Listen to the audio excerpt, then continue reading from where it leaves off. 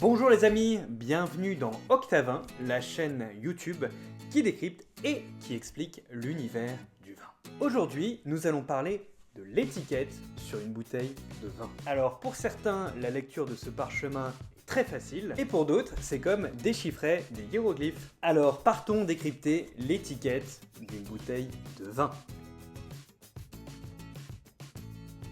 Eh bien, pour 90% des bouteilles de vin, il existe deux étiquettes sur le contenant. Alors forcément, vous avez l'étiquette principale sur le devant de la bouteille et également la contre-étiquette sur laquelle on prête moins d'attention.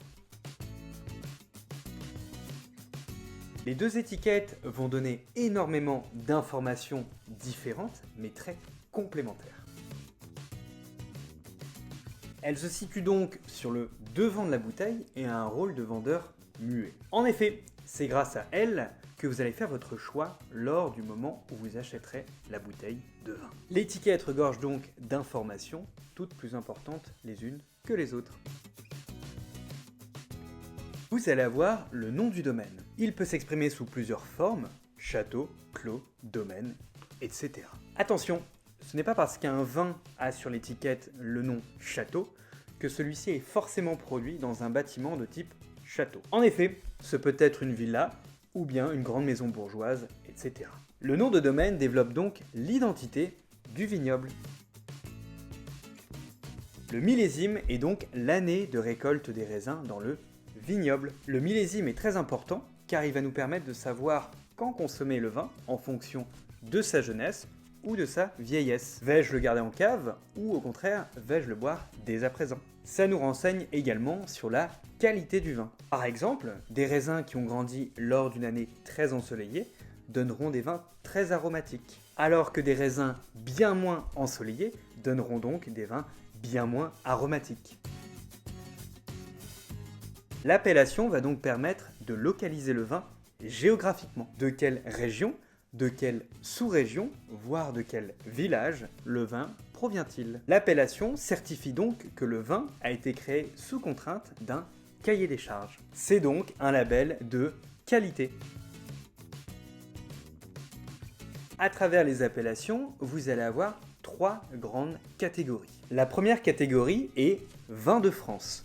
C'est un vin où la provenance géographique ne sera pas affichée sur l'étiquette. Puis l'indication géographique protégée, anciennement vin de pays, qui est un mi-chemin entre l'AOP et les vins de France. A savoir que l'IGP est la catégorie en plein essor. Enfin, vous allez avoir l'appellation d'origine protégée, anciennement l'AOC, qui va avoir le cahier des charges le plus dur possible.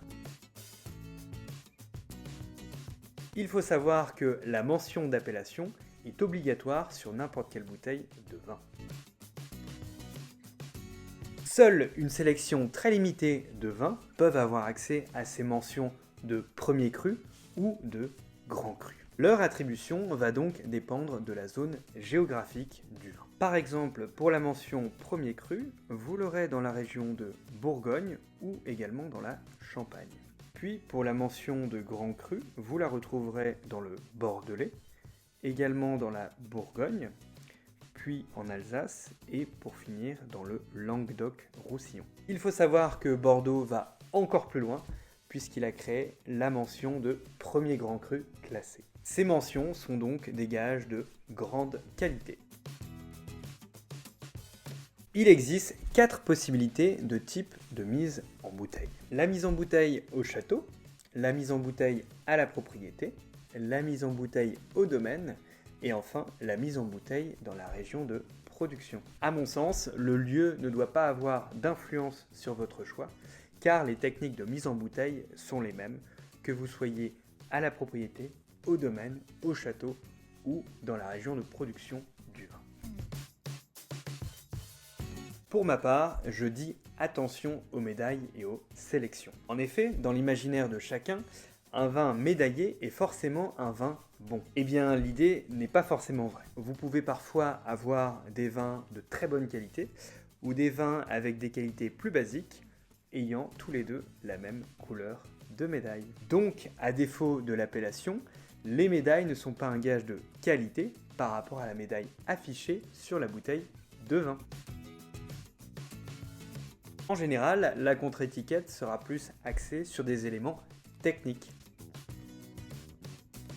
Vous allez avoir une brève description historique du vignoble et ou de la propriété. Également, certaines propriétés vont ajouter la notion accord, mets et vin pour vous conseiller quoi manger avec votre vin.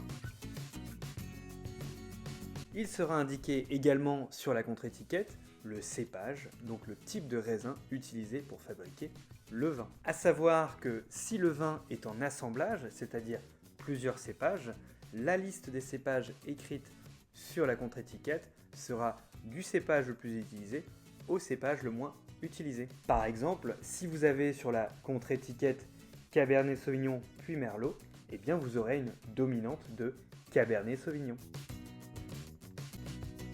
Également, certaines propriétés vont parler de la vinification. Est-ce que l'élevage du vin a été fait en barrique, en cuve inox, en cuve béton, etc. D'autres vont même spécifier comment les vendanges sont faites, à la main ou à la machine. C'est donc un signe de grande qualité.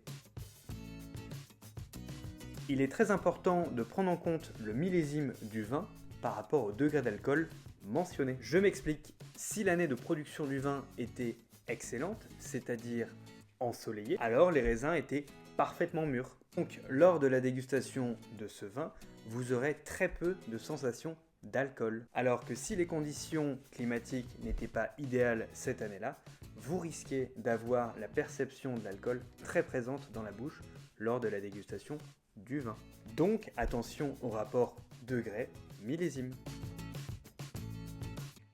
Vous aurez parfois également des labels de type HVE, haute valeur environnementale. Ces labels seront classés en 3 catégories avec des obligations de moyens et des obligations de résultats. Ces labels sont donc des gages supplémentaires de qualité. Une petite nouveauté va d'ailleurs faire son apparition sur la contre-étiquette en décembre 2023. En effet, la valeur nutritionnelle et la liste des ingrédients dans le vin seront obligatoires sur la contre-étiquette ou mentionnées à l'aide d'un QR code.